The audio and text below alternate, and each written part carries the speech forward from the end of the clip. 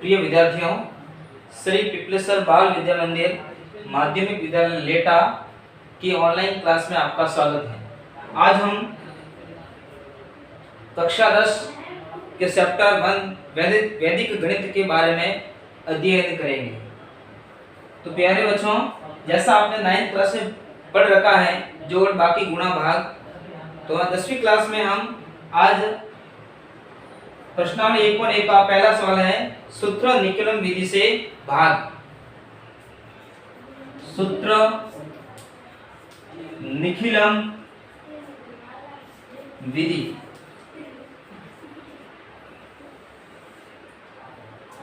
तो प्रिय विद्यार्थियों, सूत्र निखिलम विधि से भाग के लिए देखो सवाल मैं बता रहा हूं आपको 1245। पहला सवाल है 1245 भाग 97। जो संख्या आगे लिखी जाए इसको हम भाज्य बोलेंगे और जिसका भाग दे रहे हैं वो हो जाएगा भाजक। तो इसको लिखने का तरीका, प्रश्न लिखने की विधि है जो आप समझिएगा। 2 खड़ी लाइन खींचनी है, यानी आपकी खंड बन जाएगी प्रथम खंड, द्वितीय खंड और तृतीय खंड। प्रथम, मध्य, तृतीय, 3 खंड बनाना। अब इसमें आपको आधार देखना है। आधार का मतलब होता है हमारा भाजक। हमारा जो भाजक है वो कितना है 97 है। तो किसके नजदीक है? ये है हमारे 100 के नजदीक। किसके नजदीक है? 100 के नजदीक। तो आपका आधार है, आधार आपका हो जाएगा 100। प्यारे बच्चों, आपका आधार है वो कितना हो जाएगा 100 और विचलन है वो हो जाएगा आपका 3। तो आपको जितना आधार है, आधार में जितने जीरो है उतने अंक तीसरे खंड में लिखे जाते हैं। आधार में जितने जीरो है उतने अंक तीसरे खंड में लिखे जाएंगे और बाकी दोनों अंक मध्य खंड में लिखे जाएंगे। फिर प्रथम खंड में आपको भाजक लिखना है, फिर आपका आधार लिखना है और फिर आपका विचलन लिखना है।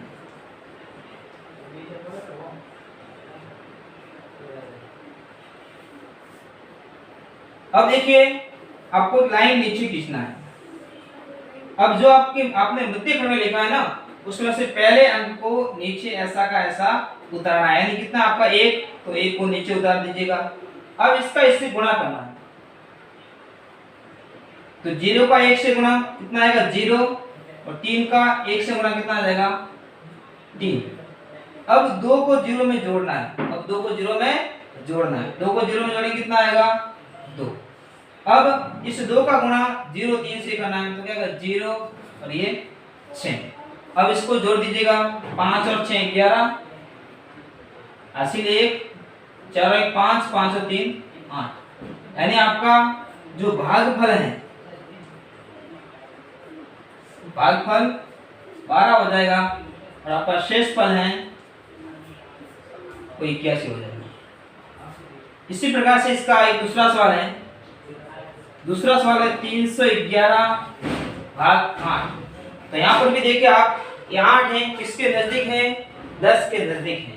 तो आपका आधार हो जाएगा 10। अब इसमें देखेंगे आप, इसमें भी 3 खंड बनाना है। प्रथम, मध्य, तृतीय। वही सिस्टम जो पहले क्वेश्चन में आपने किया है उसी तरीके से करना है। और जितना आधार में जुड़ा है उस अंक को पीछे लिखना है।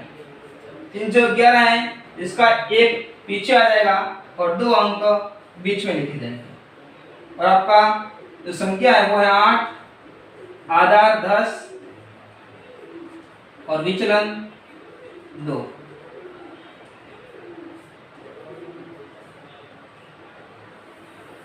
अब देखिए बच्चों, वही पहले अंक को आपको ऐसा का ऐसा नीचे उतारना है। पहले अंक को आपको ऐसा का ऐसा नीचे उतारना है। फिर देखिएगा 2 का 3 से गुणा करेंगे कितना आएंगे 3 दूनी 6। फिर 1 और 6 कितने हो जाएंगे बच्चों 7। अब देखिए 2 का गुणा 7 से, 2 गुणा 7 से करेंगे कितना आ जाएंगे आपके 14, 2 सत्ते 14। अब ये जोड़ना है,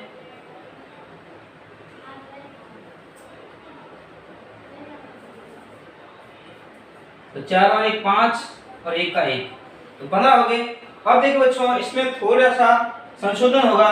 वो संशोधन ये हो रहा है जब शेष फल में भाजक से बड़ी संख्या आ जाती है। अब वो कितनी बड़ी है, ये 15 है। अब 8 का भाग 15 में कितनी बार जा सकता है, कम से कम एक बार जाता है। तो आपको क्या करना पड़ेगा, इस भागफल में 1 जोड़ेंगे और उसमें अब देखो 8 का 1 से गुणा 8, 15 में से 8 माइनस करना है। अब भागफल में 1 जोड़ेंगे 37 और 1 जोड़ेंगे कितना आएगा 38, और ये हो जाएगा 15 में से 8 जाएगा कितना आएगा 7। तो यहाँ पर आपका भागफल है, यहाँ पर आपका भागफल है वो तो है आपका 38 और शेषफल है वो आपका हो जाएगा 7। इस प्रकार से सूत्रफल निखिलम विधि से भाग करना है। उसके बाद में अगला जो तीसरा प्रश्न है वो आप स्वयं होमवर्क के रूप में करेंगे। इसके बाद में आपके आता है वर्ग संख्यावार सवाल। तो वर्ग संख्या में हम पढ़ेंगे जो चौथा सवाल है वर्ग संख्या, वर्ग ज्ञात करना। तो वर्ग किसको बोलते हैं पहले ये आप समझ लो। वर्ग बोलते हैं किसी भी संख्या को उसी संख्या से गुणा करने पर जो संख्या प्राप्त होती है उन्हें कहते हैं वर्ग संख्या, उन्हें कहते हैं वर्ग संख्या। तो वैसे तो वैदिक गणित में वर्ग ज्ञात करने की अनेकों विधियां हैं, मगर हमारे 10वीं क्लास के चैप्टर के अनुसार वर्ग संख्या की सूत्र निखिलम विधि से वर्ग ज्ञात करना सीखते हैं। वर्ग संख्या चौथा सवाल है वर्ग संख्या। वर्ग संख्या की परिभाषा आप लिखना चाहे लिख सकते हैं कि किसी भी संख्या को उसी संख्या से गुणा करने पर जो संख्या प्राप्त होती है उन्हें वर्ग संख्या कहते हैं। तो वर्ग संख्या ज्ञात करने की अनेकों विधियां हैं, मगर हम सूत्र निखिलम विधि के बारे में पढ़ेंगे। सूत्र निखिलम विधि, सूत्र निखिलम विधि। सूत्र निखिलम विधि के भी 2 प्रकार है, एक तो आधार विधि है और दूसरा जो प्रकार है वो है उपाधार विधि। तो पहले आधार विधि से पढ़ते हैं। आधार विधि, तो आधार विधि में प्यारे बच्चों ध्यान दें, आधार विधि में किसी भी संख्या का स्क्वायर ज्ञात करना है, किसी भी संख्या का वर्ग ज्ञात करना है, तो उसके लिए एक सूत्र है वो आप देख लीजिएगा। संख्या प्लस विचलन, संख्या प्लस विचलन ऑब्लिक विचलन का स्क्वायर, संख्या प्लस विचलन ऑब्लिक विचलन का स्क्वायर। तो देखो चौथा सवाल आपका है 103 का आपको वर्ग ज्ञात करना है। 103 का आपको वर्ग ज्ञात करना है। तो 103 है जो आपके आधार विधि से हल होगा। चौथा सवाल है 103। तो 103 का स्क्वायर ज्ञात करना है। तो देखो इसमें पहले आपको बताना होगा आधार कितना है। तो आधार आपका यहाँ पर हो जाएगा 100 और विचलन हो जाएगा आपका 3। अब देखो इसको सॉल्व करना है। तो सॉल्व करने के लिए सीधा तरीका आपके पास में है, सूत्र आपके सामने लिखा हुआ है। तो देखिए 103 का स्क्वायर बराबर संख्या आपकी कितनी है 103, विचलन कितना है 0.3 और विचलन का स्क्वायर हो जाएगा 0.3 का स्क्वायर। अब देखिए 103 और 3 कितना हो जाएगा 106 और 0.3 का स्क्वायर कितना हो जाएगा 0.9। अब आप समझिए इसके पीछे कितने अंक आपके 2 अंक हैं और आधार में भी कितने जीरो हैं 2 जीरो हैं, तो पीछे 2 अंक चलेंगे। अगर आधार में 1 जीरो है तो यहाँ पर आपको 1 अंक रखना है, 1 अंक को अगले पक्ष में लाना पड़ेगा, मगर वहां लाने की जरूरत नहीं है।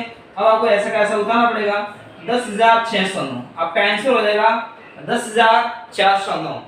अब देखो एक सवाल, ये तो आधार विधि से पढ़ा है। अब अगला सवाल ये करते हैं उपाधार विधि से।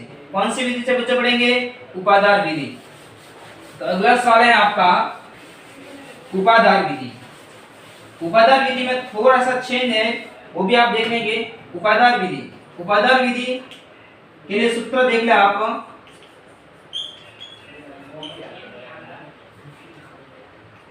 संख्या का स्क्वायर बराबर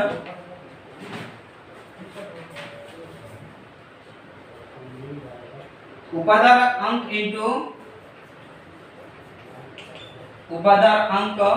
इंटू संख्या प्लस विचलन ऑब्लिक विचलन का स्क्वायर। तो सवाल संख्या हम पढ़ेंगे 6 नंबर 204। सवाल संख्या 6 और 204। अब देखिए बच्चों 204 में आप ध्यान से देखना, इसमें 3 अंक है। तो इसका जो आधार है, इसका आधार तो आपका 100 हो जाएगा। मगर उपादार अंक देखिए, उपादार अंक यानी आगे का अंक जो है ना वो आपका उपादार अंक है। तो उपादार अंक हो जाएगा 2। उपादार अंक आपका हो जाएगा 2 और जो विचलन है वो आपका हो जाएगा 4। विचलन आपका हो जाएगा 0,4। अब देखिए इसको हल कैसे करना है वो आप देखिए, छठा सवाल है। तो देख लीजिए 204 का स्क्वायर बराबर। अब देखिए आपको सूत्र के अनुसार रखना है, बस सूत्र याद रखो। गणित हल करना आप सूत्र ध्यान रखो। उपादार अंक कितना है 2। तो 2 इंटू संख्या आपकी क्या 204 प्लस विचलन कितना 0,4 बंद पुस्तक ऑब्लिक विचलन का स्क्वायर तो 0,4 का स्क्वायर। चलिए आगे 2 इंटू 204 और 4 208 ऑब्लिक 4 का स्क्वायर कितना हो जाएगा 16। अब इसका डबल कर लो, 2 × 16 का 6 इसीलिए 1 आएगा 2 दूनी 4 ऑब्लिक 16। अब आप देखिए आधार में कितने जीरो है 2 जीरो हैं, तो आपके 16 ऐसे कैसे उतर जाएंगे, हो जाएगा 41,616। ये आपका हो जाएगा आंसर। अब बच्चों आगे हम पढ़ेंगे घनफल। इसके देखो 4 सवाल हैं। वर्ग संख्या कितने सवाल है 4 सवाल हैं। 2 आधार विधि से करना है, 2 उपादार विधि से करना है। तो मैंने आपको आधार विधि बता दी, उपादार विधि भी बता दी जो आपको करनी थी। अब पढ़ते हैं घनफल। घनफल का मतलब ये होता है उस संख्या को उसी संख्या से 3 बार गुणा करना। बच्चों उसी संख्या को उसी संख्या से 3 बार गुणा करना घनफल कहलाता है। तो देखिए बच्चों घनफल में भी वही विधि, कौन सी विधि से पढ़ेंगे, सूत्र निखिलम विधि। तो सूत्र निखिलम विधि में बच्चों सूत्र निखिलम विधि में वही तरीका अपनाना पड़ेगा। पहला है आधार विधि। तो आधार विधि के लिए मैं आपको सूत्र बता देता हूं बच्चों। वो सूत्र है देखिए, संख्या प्लस 2 इंटू विचलन, संख्या प्लस 2 इंटू विचलन, संख्या प्लस 2 इंटू विचलन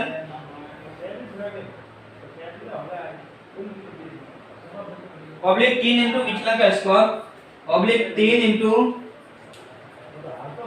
विचलन का स्क्वायर, ऑब्लिक विचलन का क्यूब, विचलन की घात 3। अब देखिए किस प्रकार से सवाल करना है। तो हम सवाल लेते हैं 15। एक सवाल है आपका जो प्रश्नावली का 8वां सवाल है, प्रश्नावली का 8वां सवाल है वो है 15। तो 15 की घात 3, 15 को 3 बार गुणा करना पड़ेगा। तो देखिए यहाँ पर आपको पहले ही देखना पड़ेगा आधार कितना है। तो आपका आधार यहाँ पर कितना है 10, आधार आपका कितना है 10 और विचलन आपका है 5, विचलन है आपका यहाँ पर 5।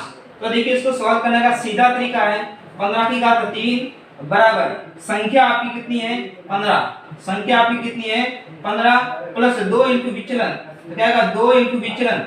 विचलन कितना है तो देखिए 2 इंटू आपका विचलन है 5 ऑब्लिक 3 इंटू विचलन का स्क्वायर, 3 इंटू विचलन का स्क्वायर, विचलन कितना है 5, 5 का स्क्वायर ऑब्लिक विचलन का क्यूब 5 की घात 3। तो अब देखिए बच्चों आगे चलते हैं। 15 का क्यूब बराबर 15 प्लस 2 इंटू 5 कितना हो जाएगा आपका 10 ऑब्लिक 3 इंटू 5 का स्क्वायर 25 और 5 का क्यूब होता है आपका 125। अब चलिए आगे, 15 का क्यूब बराबर 5 और 10 कितना होगा, 15 और 10 25 ऑब्लिक 3 इंटू 25 75 ऑब्लिक 125। अब देखिए, अब आपको यहाँ पर आगे क्या करना है, ध्यान दीजिए, इसमें भी 2 अंक, इसमें 2 अंक, इसमें 3 अंक। अब क्या करना है आपको, आधार देखना है। आधार में कितने जीरो, एक जीरो है ना, तो प्रत्येक भाग में एक अंक ही रखना है, बाकी अंकों सबको आगे ले आना है। इसके 12 इसमें जुड़ जाएंगे, ये 12 इसमें जुड़ जाएंगे, तो 12 जब जुड़ेंगे और ये 7 इसमें आ जाएगा, तो ये इसमें जुड़ेंगे। तो देखो बच्चों, 15 का क्यूब बराबर 25 ऑब्लिक 87 हो जाएगा ये, अरे ऑब्लिक कितना हो जाएगा 5, फिर ये 8 इसमें जुड़ जाएगा। 15 का क्यूब बराबर 8 इसमें जुड़े कितना आएगा 33, और ये 7 और ये 5, सारे जो ऑब्लिक हैं उसको हटा दीजिएगा, तो 15 का क्यूब बराबर 3375, यानी आपका 15 का जो घनफल है वो कितना आएगा 3375, ये आपका आंसर रहेगा। अब यारे बच्चों, एक उपाधार विधि से सॉल्व करते हैं। कौन सी विधि से, उपाधार विधि, ये आपकी आधार विधि थी, अब इसको उपाधार विधि से सॉल्व करते हैं। ध्यान देना बच्चों, वीडियो को बार बार देखते रहना और अपने इस चैनल को सब्सक्राइब जरूर करें और घंटी पर टिक जरूर लगाएं। तो देखिए, उपाधार विधि कौन सी विधि है भाई, जिस प्रकार से वर्ग संख्या में उपाधार विधि हमने पढ़ी है, इसी प्रकार इसमें उपाधार विधि है, वो देखिए। किसी भी संख्या का घनफल ज्ञात करने के लिए उपाधार विधि के लिए भी सूत्र है, वो सूत्र आप ध्यान से देखें। संख्या का क्यूब बराबर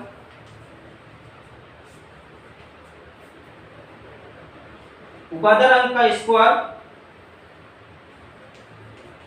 उपाधार अंक का स्क्वायर इंटू संख्या प्लस 2 इंटू विचलन, इंटू संख्या प्लस 2 इंटू विचलन,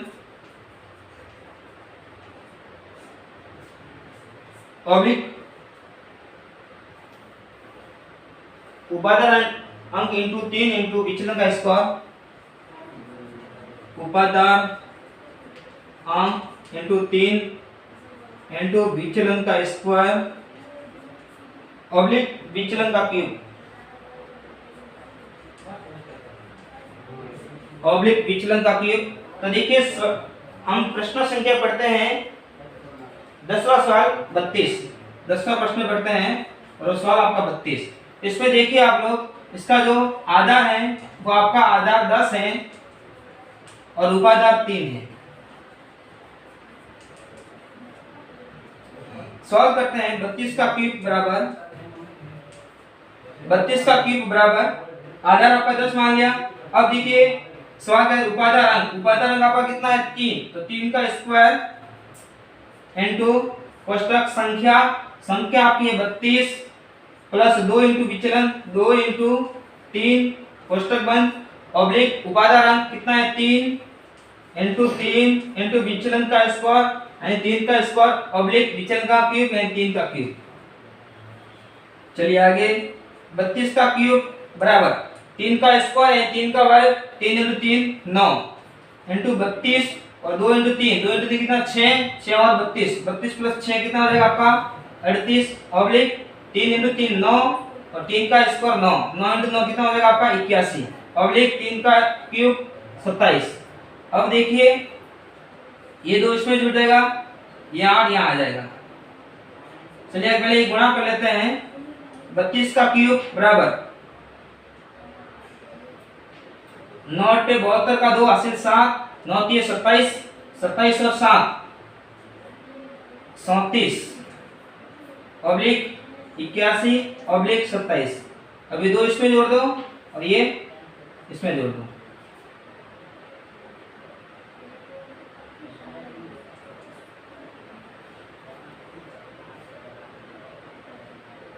सॉरी, विचलन आपका 2 है, यहाँ पर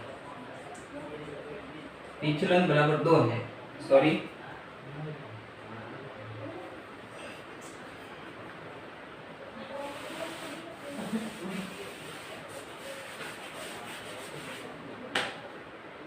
32 का स्क्वायर बराबर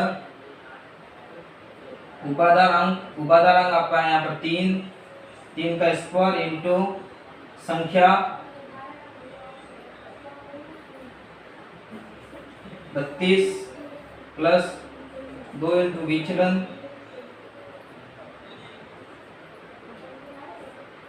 ऑब्लिक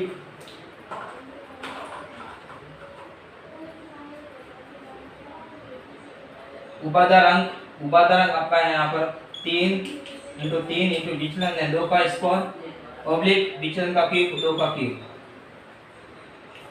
चलिए आगे 3 का square 9 into 32 plus 4 oblique 3 9 into 4 oblique 8 9 32 plus 4 36 oblique 936 और ये आ जाएगा 8।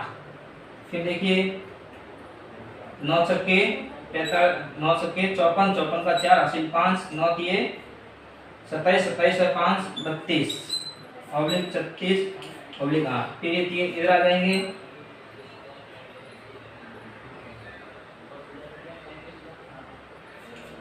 तो आ जाएंगे 327 फिर ये 6 और ये 8 तो आपका उत्तर हो जाएगा 32 76 8 आंसर। क्योंकि यहाँ पर 2 अंक थे आपके आधार में 1 0 है इसलिए 3 को इधर लाया गया। अब अगला सवाल आता है आपका भाग वैदिक विधि से भाग। पहले हमने पढ़ा था सूत्र निकले विधि से, अब आता है भुजांग विधि से भाग।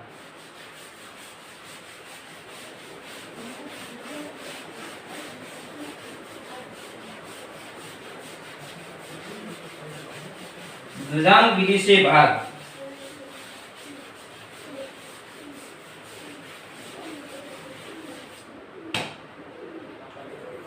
भुजांग विधि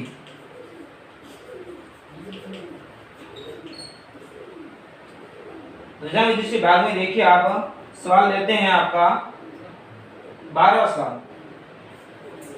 12वें सवाल में देखो सवाल संख्या 4532 भाग 112 4532 भाग 112। इसमें देखो एकदम सीधा है, कुछ नहीं करना है आपको। 3 खंड बनाना है, एक खंड 2 खंड और तीसरा खंड। 3 खंड बनाने के बाद में आपको इसमें जो ध्वजांक होते हैं ना, ध्वजांक का मुख्यांक लिखना है।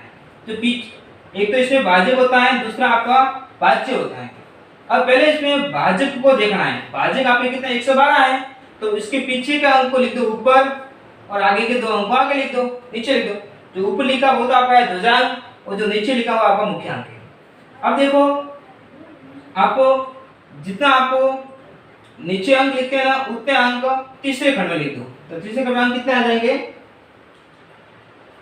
तो आपका खंड में आ जाएगा पीछे का अंक कितना आ जाएगा 2 और बाकी अंक है वो बीच के मध्य खंड में लिख दीजिएगा। अब देखिए यहाँ पर थोड़ा स्टेप लिखना पड़ेगा, ध्यान दें आप।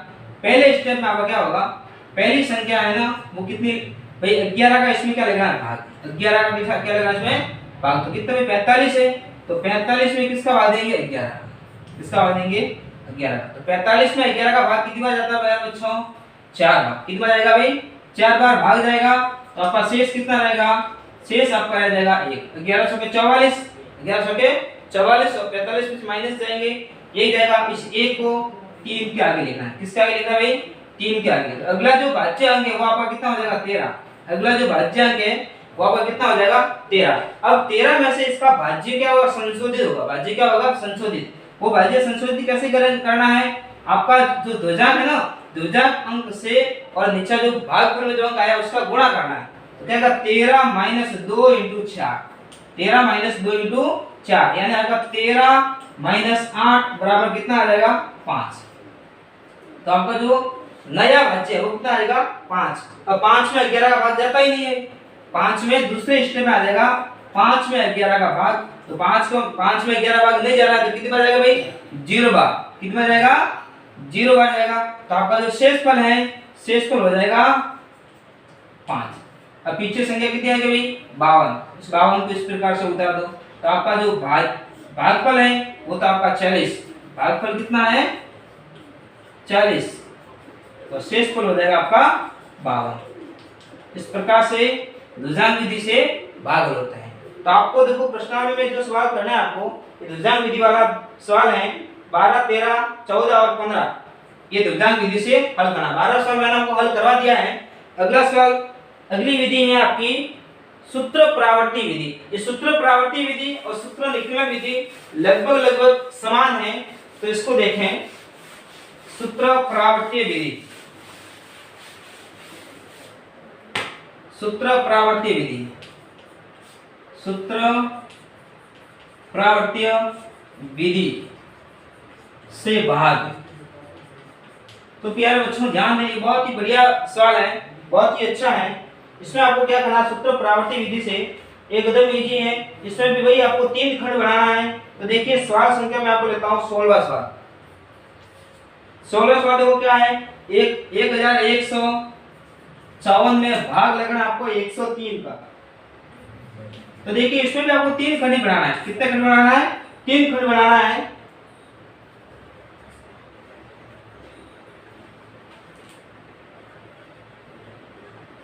तो 103 भाजक यहाँ पर लिखेंगे और यहाँ पर भी देखो आधार वगैरह देखना, आधार आपका कितना है 100 हो जाएगा। तो जितने आधार में 0 है उतने हम पीछे आ जाएंगे। तो 54 आपको पीछे लिखना है और 11 आ जाएंगे बीच में। फिर देखो विचलन आपका कितना हो जाएगा 0,3। अब इसका इस अंक को चेंज करना, बदलना है, जिसको परिवर्तित अंक बोलते हैं, परिवर्तित। तो ये संख्या माइनस की हो जाएगी, ये आपका विचलन है। इसमें आधार आपका 100 है। तो देखिए इसमें क्या हो रहा है, जो आपने सूत्र निकलन विधि में पढ़ा ना, लगभग दोनों सेम ही है, थोड़ा सा अंतर है इसमें। तो देखिए इस एक को इस प्रकार ऐसा का ऐसा उतार देते हैं नीचे। फिर इस 0,3 का गुणा 1 से कर देगा 0 और ये आपका हो जाएगा 3। अब 1 और 0 जुड़ेंगे तो क्या आ जाएगा आपका 1। अब इस 1 का गुणा वापस करेंगे तो 0 और ये 3, ये 3 माइनस का रहेगा। अब 5 में से 3 वहां पर जोड़ते तो यहाँ पर घटाना है। 5 में से 3 जाएगा कितना आएगा 2 और 4 में से 3 कितना आएगा 1। तो आपको भागफल तो आ जाएगा 11, भागफल 11, शेषफल 21। ये है आपकी सूत्र प्रावर्ती विधि। एक सवाल इसका और कर लेते हैं, वो भी आप देख लो। 18 सवाल कर रहा था मैं आपको। 18 सवाल है 1432 में 88 का भाग, 1432 भाग 88। तो देखो इसमें भी आधार आपका 100 है और विचलन आपका 12 है। देख लीजिए बच्चों, 3 खंड बना लो, ये 88 आ जाएगा, 14 बीच में आ जाएंगे, 32 पीछे आ जाएंगे क्योंकि आधार में 2 0 है। इसका विचलन 12 है, विचलन परिवर्तित अंक हो जाएगा 1 और 2 दोनों माइनस के हो जाएंगे। अब देखिए इसको सॉल्व करने का सीधा तरीका है, इस 1 को इसी प्रकार नीचे उतारेंगे। अब 1 का इससे गुणा हो जाएगा तो क्या आ जाएगा 1 माइनस का हो जाएगा और 2 से गुणा हो जाएगा 2 आ जाएगा। अब देखिए आगे ये विचलन, ये इसमें माइनस कर जाएगा इसमें। अब यहाँ पर ये जुड़ेंगे, 4 और 1 कितना हो जाएगा भाई आपका 5 हो जाएगा। अब ये इसमें देख लो, अब आगे इस 12 का गुणा किससे होगा 5 से, किससे हो जाएगा 5 से। तो 12 पंजे कितने हो जाएंगे आपके 7। अब ये जुड़ेंगे, ये आपका हो जाएगा 2, अब 3 और 2 5, 5 और 6 11, आपके कितना हो जाएगा 112।